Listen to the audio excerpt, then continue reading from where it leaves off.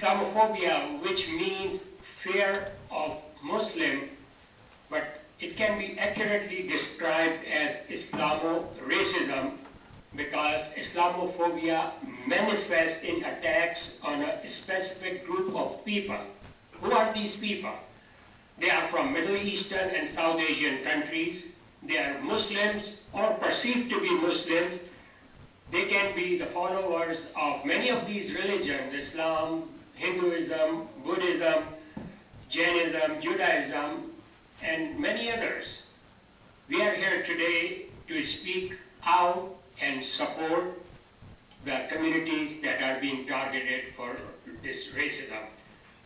The purpose of our forum is to look at Islamophobia as a new racism and put it in historical perspective, to examine and talk to other communities that have suffered this racism. So besides Muslim and a Sikh panelist, we have 4 other representatives from African American, Japanese American, Native American, and Latino American communities who will tell us about the racism that they have suffered and continue to suffer. Unfortunately, there is a long and sordid history of racism in America. It is fraught with pillage, mayhem, and deaths of millions of people through slavery and genocide. Islamophobia has existed for decades too, but since 9/11, the attacks on Muslims, Sikhs, and Hindus increased 5-fold. And after the Charlie Hebdo attack and the San Bernardino attack in California, these attacks have skyrocketed. And places of worship of Muslims, Sikhs, and Hindus have been desecrated and vandalized. This is happening all over America, but you would not hear it on the mainstream media. But you can find it on the World Wide Web and on social media. Islamophobia has been used by our government to perpetuate its so-called war on terror. Research has shown since 9/11, the majority of the attacks are not done by Muslims. Actually, Muslims, Sikhs, and Hindus have been victims of majority of these terrorist attacks, and Muslims are responsible for a tiny, tiny fraction of those attacks. In spite of this, government officials, and pundits, and the so-called terrorist experts keep on telling us that due to security reasons, we need to continue to profile Muslims. And that is part of the big problem. That's why we are profiling Muslims, Arabs, South Asian, and other immigrant community. And this is what causing the anti-Muslim backlash or Islamophobia. How Muslims and Sikhs are dealing with this atrocity, we will hear from our speaker. They'll talk about that. My question to the community at large is, where is the outrage? Why aren't we speaking out? Why aren't we standing with our neighbors and fellow citizens? It is time to show our righteous indignation, and that's why we are here today.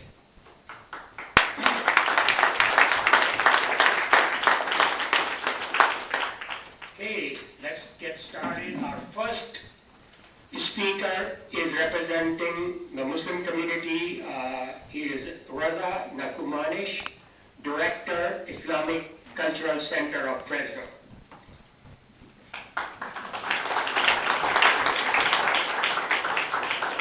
All right, assalamu alaikum, and peace be upon all of you guys. It's nice to see, nice. It's nice to see you all here tonight. First of all, I want to thank Peace Fresno for organizing this event and inviting us to share with you some of the things that our communities might face, some of the pains, some of the problems that we might be facing, and then maybe at the end of the night, we're all going to find that many of our communities face the same kinds of issues and suffer the same kind of sufferings, and then we'll go back to our own communities, our own groups of people, our own organizations, and say, you know where I was last night? You know, I was somewhere because I wanted to make a change. So, racism. Islamophobia, racism. When you're talking about Islamophobia, it's almost difficult or strange to talk about it as a racism. Because a lot of times we think of racism as a hatred or a fear of a people that share some phenotypical traits, right? We think that we don't like somebody because of the way they look or because of where they're from. But Islam and the Muslim community are not monolithic. It's not a monolith. There's not a way you can say somebody looks Muslim. You know, so if you have a person who might not look the way that Muslims are portrayed on the news or in the media, and then you say, well, he doesn't look Muslim, you know, that's already a problem because you suppose that somehow Muslims look a certain way. The Muslim community in America is the most diverse community in America.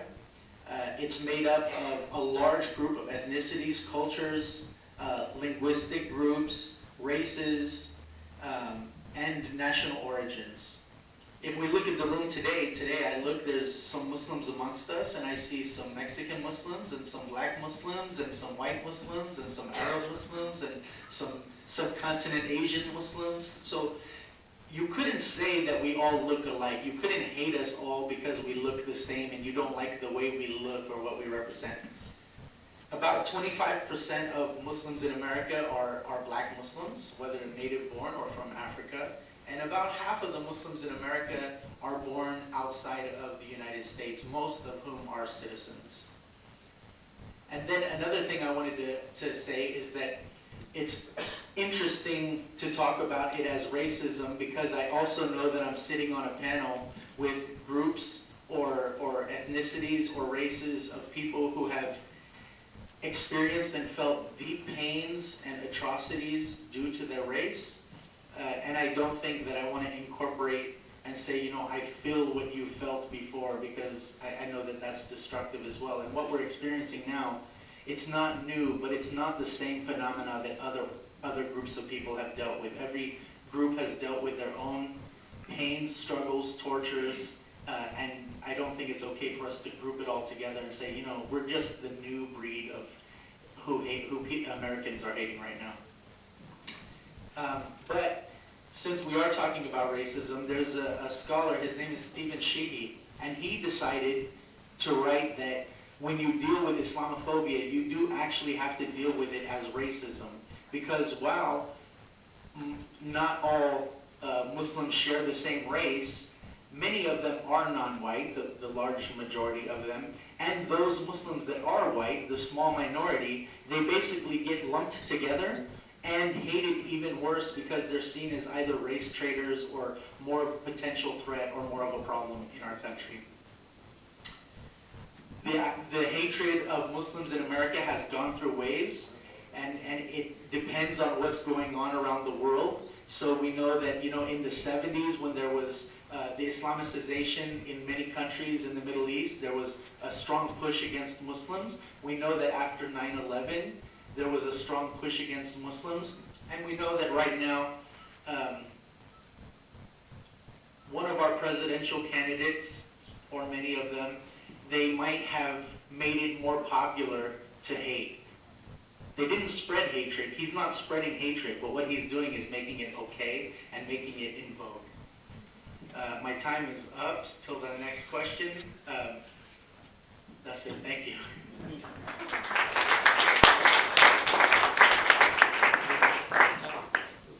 He's affiliated with the SIHK Council of Central California, and he's a deputy attorney at City of Fresno. Thank you very much. You guys don't have to try. I haven't said anything yet. I'd like to thank Peace Fresno and all of you for attending. I think it's very important for people in our community to be aware, and the best way to become aware is to go to other groups, to the diverse factions of our community, and learn about them. It makes us more respectful, it creates respect in the community, and that's how you get rid of discrimination, I think, on a mass level. So I'm here on behalf of the SIHK community locally, SIKH versus SICK. It's a soft K. But, and I will ask all of you to say it with me, SIHK. And I'm here on behalf of the SIHK community, and I wanted to just start out just very generally with a brief descriptor of what the SIHK community is. Sikhism is a religion that originated in India. And so a lot of the people who are of the Sikh faith are a bit darker, olive complected. They have black hair. And so that sort of plays into the concept of Islamo-racism or Islamophobia. So the religion originated in India. It's a monotheistic religion, as opposed to other religions that may have originated in India. And we believe in the concept of oneness of God. There are the three pillars of Sikhism are Nam Japna, remembering God in your everyday lives, Gift Karni, living an honest living, and Varnchakna. And that would be sharing your wealth with others, whether it's through community service or donations. The outward appearance of Sikhs, aside from the skin color, as opposed to what Reza said with regard to Muslims, Sikhs do have an outward identity, and you typically can identify a Sikh from the way they look. There are 5 articles of faith, one of which is unshorn hair, so with men and women, long hair, with men beards. One of the articles of faith is a seal bracelet or a bangle that's worn on one of the wrists. So if you see somebody with a full beard, a turban, and a bangle, chances are 99.9% of the time that you're dealing with a Sikh. If you see somebody who's wearing a turban only, in the Central Valley especially, and they have a full beard or long hair, chances are they're Sikh. If you see somebody with a bangle, long hair, they're Sikh. So Sikhs can be identified, and I think that's how the Sikh community became involved in this forum especially. What we've been asked to talk about is how we've been affected by Islamophobia and the violence that the community has had to suffer. And I would like for you all who have not experienced, and for those of you that have, to think about the concept of leaving your home one day and being fearful of being attacked or being accosted for the way you look. A few months ago, I was in Bakersfield and I was wearing a kurta pajama, which is a typical Indian garb. It's your pajamas, they originated from India, from the kurta pajama. But I was wearing a long shirt and I had my turban and I was wearing like a shawl, a men's shawl. And I walked into the mall and I was fearful because people were looking at me. They weren't looking at me to say, hey, well, that guy's really different, let's go talk to him. They were looking at me because they were suspicious. The instance of them noticing me because of the negative in their mind, that's racism. That's discrimination. That's where it all begins, and that's the seed. So in the Sikh community, because of the events following 9/11 and before and after 9/11, the Sikh community has faced a lot of instances where we've been noticed. And they've often resulted in a negative outcome for the person that was noticed. Following the San Bernardino and the Paris attacks, there have been a number, and these are recent, these are 2015, so I'm going to deal with just the recent past. There was a group of Sikhs that were in San Diego at a football game, and they were not let into the stadium because they were wearing turbans. Now remember, 99.9% of the people that you see in California, especially in the Central Valley, wearing turbans are going to be Sikhs.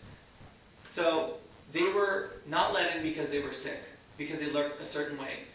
More recently, you had a gentleman that was attacked, Mr. Bal. He's a 68-year-old man who was waiting just quietly for a ride to work. He was attacked by 2 gentlemen. He was beaten. They got in their car, young guys got in their car, and then they ran him over as he was walking away. So that's what the community has faced in terms of racism. So, I mean, I just wanted to, my time is coming to an end, but I wanted to give you an idea of what the Sikh community is, and that the idea of racism is something that you have to feel. It is not something you can understand externally. I mean, you can appreciate it, and I appreciate other people appreciating it, and the idea of discrimination, but until you have felt discrimination, and until you have felt that fear, it is a very different reality. And I'd like to thank all of you here today for trying to understand that reality, whether, it doesn't matter what community you're from, but I'd like to thank you. Thank you.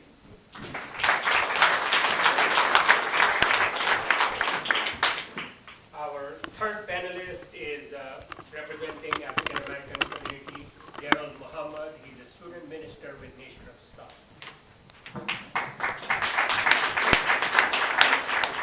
Thank in the name of Allah, the beneficent, the most merciful, you bear witness that regardless of land, labor, or language, that there is but one God. I think I should start like that. My name is DARRYL Muhammad. I am a student minister in the Nation of Islam. I'm a study coordinator here in Fresno, California. First, I want to begin also by thanking FRESNO for inviting us, and I want to reach out to my big sister, Dr. Karen Crozier, for giving me this opportunity, because most times when Muslims are invited to represent our community, it's somebody from a different Muslim community.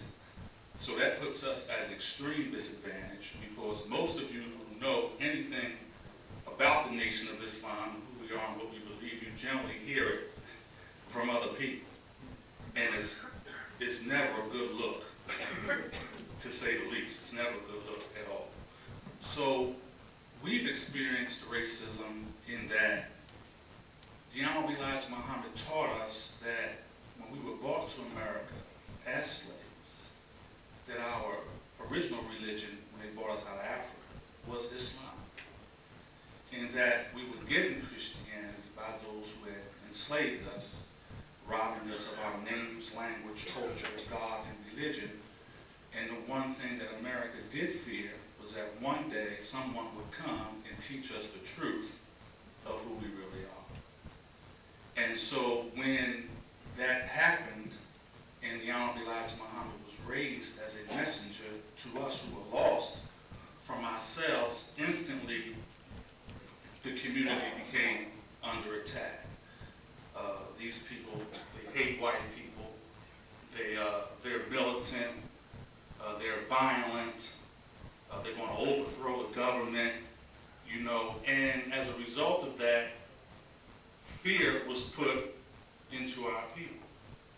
And government agents and stuff would knock on the doors of members of the Nation of Islam, knock on the doors of the neighbors, telling them to watch out for us, because we were a radical group that was trying to overthrow the government. We still experience racism in that we had bid for government contracts to go into dilapidated areas where our people live, to clean up those areas. And members of other communities have come forward and say, well, we don't want the Nation of Islam to get government contracts because of who they are and what they believe. So, well, who are we and what do we believe? Well, first, if you read the Muslim program, it says, I'm going to read it to you, then I'm going to close. It says we want freedom. We want a full and complete freedom. We want justice, equal justice under the law. We want equal justice applied to all, regardless of class, creed, or color. We want equality of opportunity. We want equal membership in society with the best in civilized society. That's what we want. That's what everybody else wants, right? To live in peace, freedom, justice, and equality. The difference with us is we say, if we cannot get peace, freedom, justice, and equality in this reality that we're living in, why don't we separate and build a reality of our own? Now, you may say, that may sound kind of radical, but George Washington, who was the first president of this country, said at some point that the African American, this black man, is going to become a very troublesome piece of property. A troublesome piece of property. Then Abraham Lincoln comes along and told some Negro preachers, you really need to separate and go build another reality for yourself, because I, as a white man, will only want to continue to maintain the superior position for white people in this country. And then Thomas Jefferson, who was the third president of this country, said, not only should you give them land, you should give them seed, and you should give them weapons, so that they can set up and build a new reality for themselves. So it's not that we hate anybody, but if we can't get along, if we're looking at the same thing, and we have irreconcilable differences with the crisis that we have in our community, we should be allowed to use our natural talents and resources to build a reality the same way they did in this country, right? when the colonies had a little squad with some tea and some taxes, they had to go and do something for themselves. And we're proposing that we be given an opportunity to do the same thing. Thank you, and God bless you.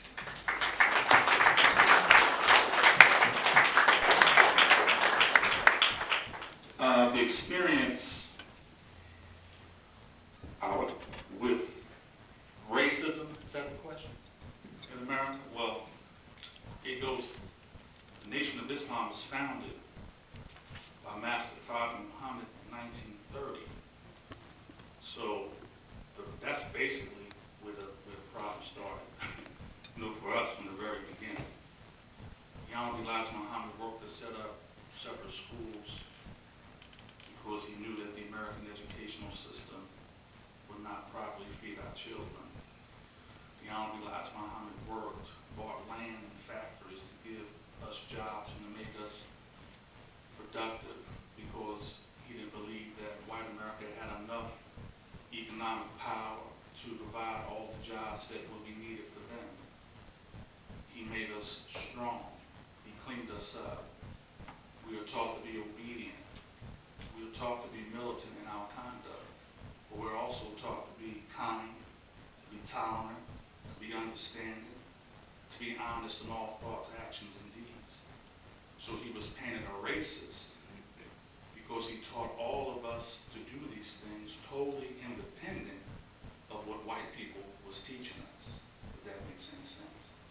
Now, in the program, it says we want all black men and women to have the freedom to accept or reject being separated. Well, we want you all to have the freedom to accept and reject our program. The problem is you don't know us well enough to be able to accept or reject. I've never had an unpleasant conversation about religion with a man that's white and Christian because he's never understood our position. Does that make sense? Yeah. So the best thing that you can do to support our community is to get to know us for yourself. Now, if you reject me, then at least you'll be rejecting me based on something that I told you. Yeah. Not based on something you heard in the media. You know, that Farrakhan is crazy. He's a racist. Stay away from them people. You know, and that's what you get. You get that 30-second soundbite. So here we come, and you say, "Oh my God, here come them radical Muslims," and we aren't even given the opportunity to make our case. I'm sorry, to the larger community. You want to help me? Give me the opportunity to make my case, and you'll find it. We're really not that bad.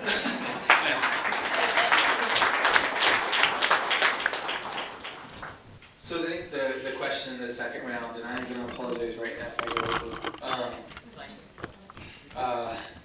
She's very kind. She holds the card and she holds it again.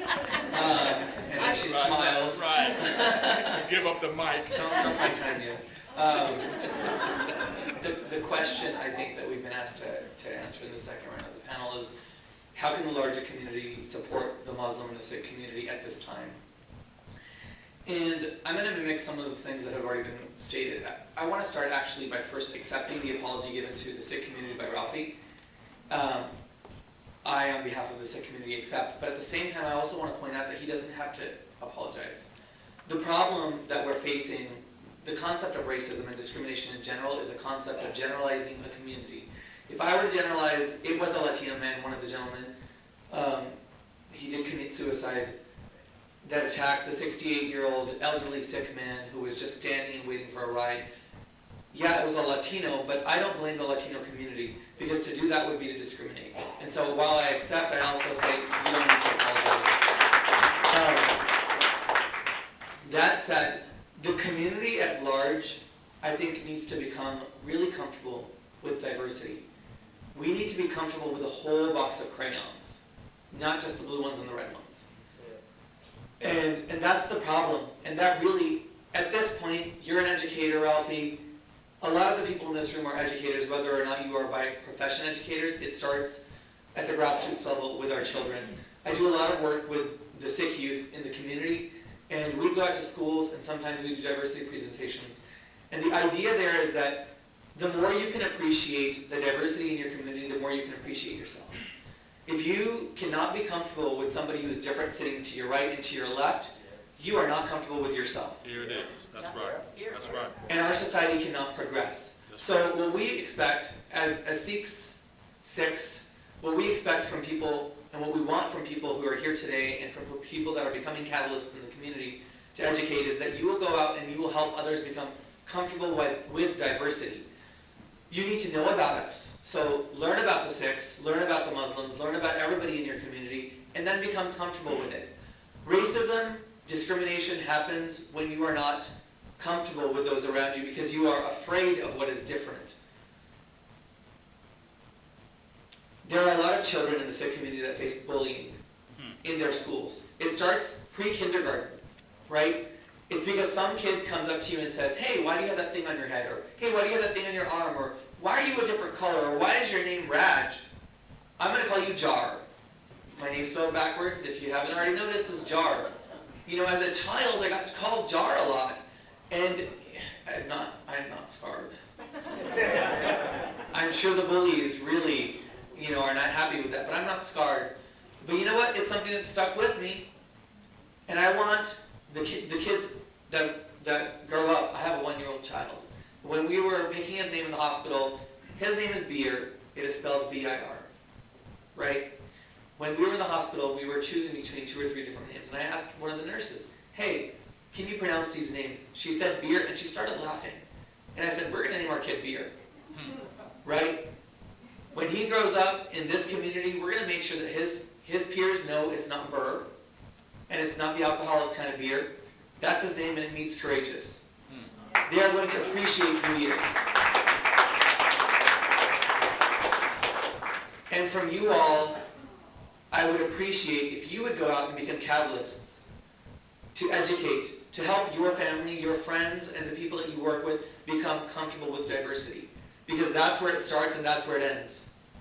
We just have to appreciate each other for who we are and leave it at that. Thank you.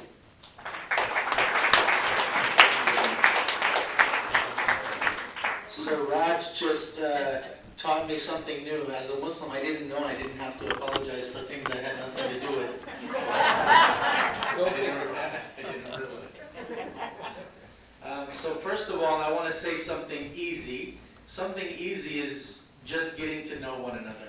And I know that everybody in this room makes it a point to get to know other people. That's why you're here. You know, there's a big Fresno out there, and most of them are not in this room. But we need everybody in Fresno. We need people from the farthest left and the farthest right to get to know one another. We don't need them to agree with us for everything, but we need to get to know one another. We need to understand that we're not so different. One scholar or philosopher, his name is Tariq Ramadan. I don't know if any of you guys have ever read any of his books, but he said, if we want to change the face of racism in the world, then we have to redefine the word us and we. We have to start to think of us and we as multis, multilingual, multicultural, multiracial, multi-ethnic, multi-belief, so that us becomes more encompassing. And as soon as us and we become more encompassing, then we can destroy terrible words like them and they.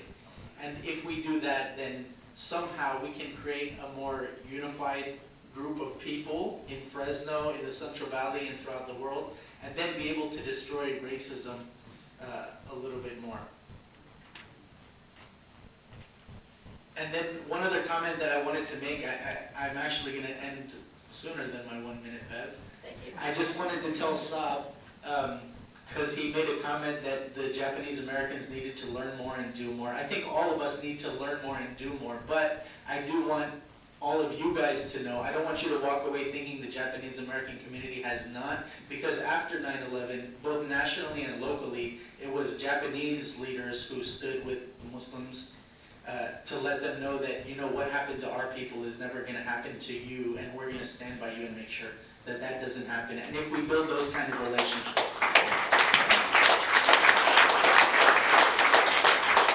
and if we build those kind of relationships, then I think that we won't have to have these kind of meetings very long.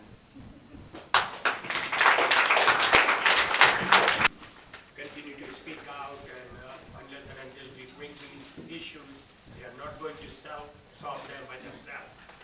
Okay, so before we, as we are starting our Q&A, Camille Russell has one box. You have only one box? No, I got one for each side. Teresa, will you help with that side over there?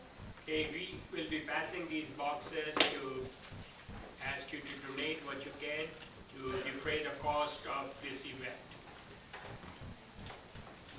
I would just like to say, I want to congratulate this group for having... We observe a behavior, and then we want to know what is the person, group, trying to accomplish with that behavior, and then finally, why are they doing it ultimately?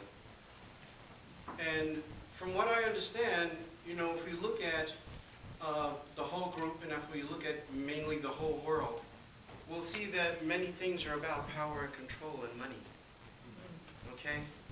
If we look at the poor, and one of the papers I did for my master's degree was for about the Irish and how they suffered under the British rule for over 900 years.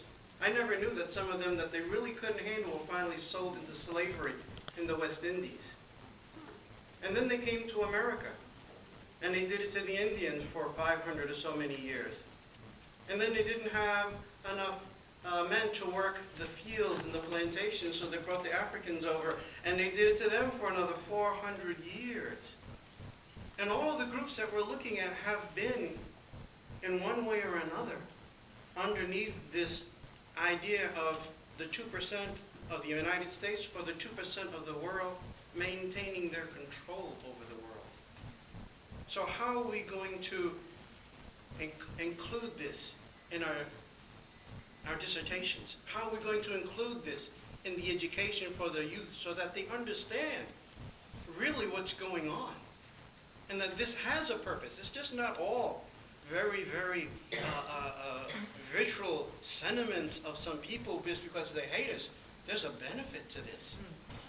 And we have to educate ourselves and our youth going forward. And so my question is to the whole panel, how will we do this for them? Well, yeah, I think I understand what brother is saying is that we have to recognize that all of this was done systematically and on purpose. Okay, it starts there.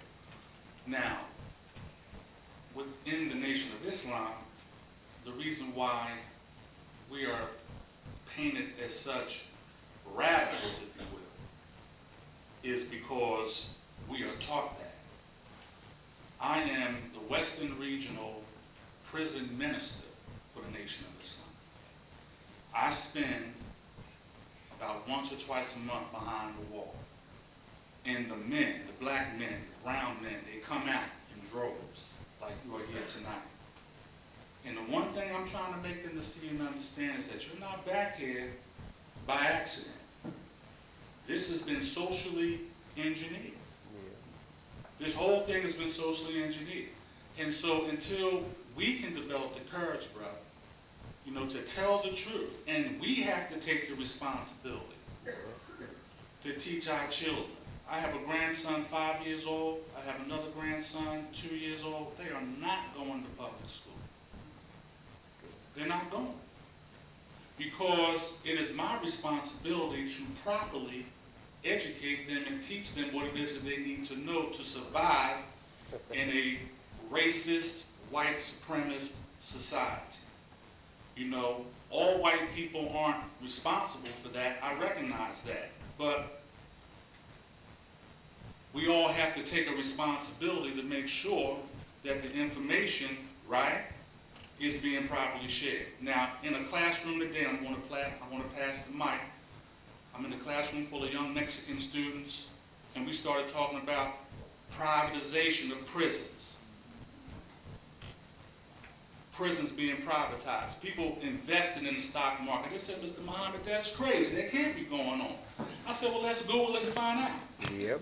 So we Googled it, we put it up on the big screen, and they were shocked We talked about the lobbyists. We talked about the prison industrial complex has one of the largest lobbyists now in Washington, D.C. Lobbying politicians. They didn't understand what that was all about, so we had to have a very candid conversation about lobbyists, right, paying off politicians. There's 29 lobbyists in Washington, D.C. for every congressman that's in Washington, D.C.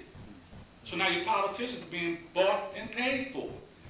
Believe it or not, these are the kinds of things that young people want to know about. And I'm telling you, it was so quiet in there today when I was talking to them, not to be vulgar, but you can hear a rat urinate on cotton. I mean, I really had their attention. And I'm looking at this going, wow. So tell these young people, tell them the truth. They're ready for it. We may not be ready to tell them the hard truth, but I'm telling you, as God is my witness, they are ready to receive it if we're courageous enough to tell it. Thank you. Amen. And also I'm the Vice President of the Palestine Freedom Project on campus as well. So a term that's been kind of circulating around campus and in our classrooms is this term pluralism. And this idea of teaching our children, teaching our young people about the differences of others in a world that's so constantly changing. And I think that, you know, when we teach these values, because yes, I may be Palestinian, yes, I may be Dutch, but I am 100% human, and humanity is a value that we all need to share. And what I want to address to the panelists and maybe to the audience is, there's a project called the Pluralism Project, and it's a push to have courses, just like we have language courses in school to learn other languages. It's a proposal to teach about other cultures and religions in high school, in elementary school. Just to get people aware of these differences in a world where you cannot escape them. And also being an Arab, being Palestinian is a struggle in itself. And I think we need more awareness, not only for Islamophobia, but also for anti-Arab sentiment in the world today. And I think that should encompass this.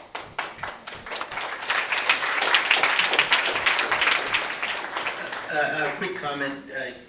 So, because of the nature of Islamophobia, I don't remember who had said it earlier, but you know, somebody who's going to commit a hate crime or commit violence or hate somebody, they're not the most intelligent people to begin with. And they're not really worried about, are you Muslim, are you Arab, are you Indian, where are you from? They don't care. It all gets lumped together.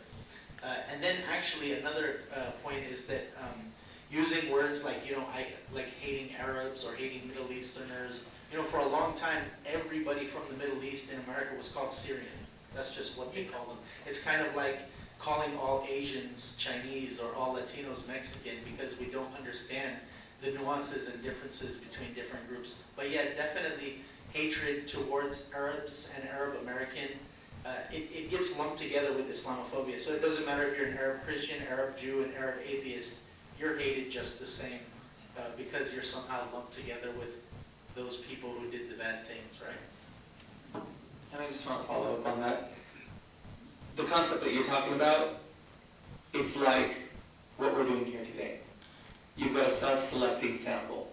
You've got people who are already progressive deciding to take courses or learn about people who are different. And those people are typically not the problem, right? So, congratulations, you're not the problem, right? The answer to getting over to progressing as a society really stems from one of the other questions that was asked. You know, how do you teach people about systemic discrimination, right? How do you change a society? And I'm going to stand with the comment that I made earlier, and I want to just reiterate it, but you start at the grassroots level, and you start at the seeds, the children of tomorrow. Yep. I mean, I disagree with Brother Darryl here. I want my kid to go to public school because I want him to learn in public school that diversity is okay. That there are Muslims who are black, that there are Muslims who are from the Middle East, etc., etc., etc., and there are people of other faiths. And the people that are here need to go out, and this is your homework, and do what you can to make sure that public schools and public education your children there, and you can trust that a child that is educated in the public system, like I was, and like most of you were, will be an educated, appreciative, diverse, loving, learned, ethnically aware, multicultural individual who can appreciate others and their diversity.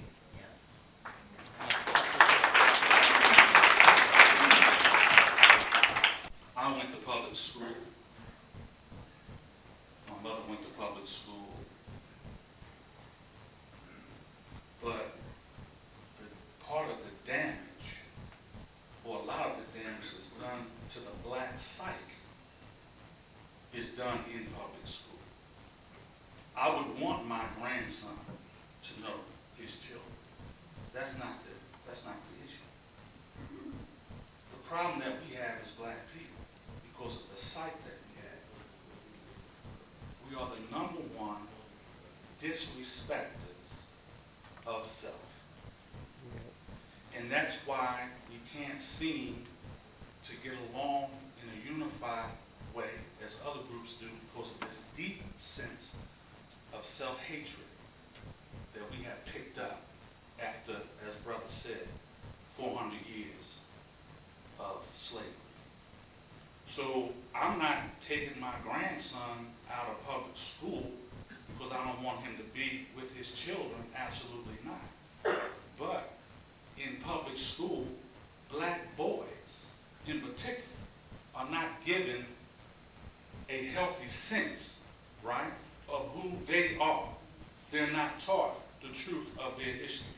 They're not taught the truth of their contributions to civilization. So if brother's children has that and my child does not, then it leaves my grandson, thank you, at a sort of disadvantage, right? I know how to teach my grandson to be appreciative of other people, of other races, of other creeds, but if he doesn't have a healthy sense of himself, then he can't navigate the terrain as he needs to navigate it. So it's not about separation for the sake of separation. I mean, that's ludicrous. But what I am saying is that I know how public education negatively affected me because I didn't have a healthy sense of who I was. And so one of the things that the teachings of the Honorable Elijah Muhammad did for me was give me a healthy sense of myself. And I honestly feel, in truth, that the way this educational system is going right now, you know, young white boys, and I told them, would be better off in a classroom with me, than they would be in public school. Public schools have failed, they continue to fail, and it's an uphill road, and it's really a fight that I don't really feel like I really want to fight at this particular point. You know, I appreciate brothers, you know, sentiment, but for us as black men, it's a crisis situation. We are a people in crisis. 50%, I asked President, I'm gonna give up the mic, but I asked the superintendent of the school board. I said, how many black boys went into kindergarten this year? He said, why do you want to know that? I said, because the statistics say 50% of them are not gonna make it through. 50%. So if 100 black boys went into kindergarten today in public school, 12 years from now, 50 of them off the top are going to be missing. Now, what kind of systemic changes do you want to make to keep that from happening? So I have a responsibility to do that. So I'm not saying I'm not going to work within the system, but these that I have to sit you over here for a little bit till we can get this thing straight. That's all I'm saying. Thank you very much.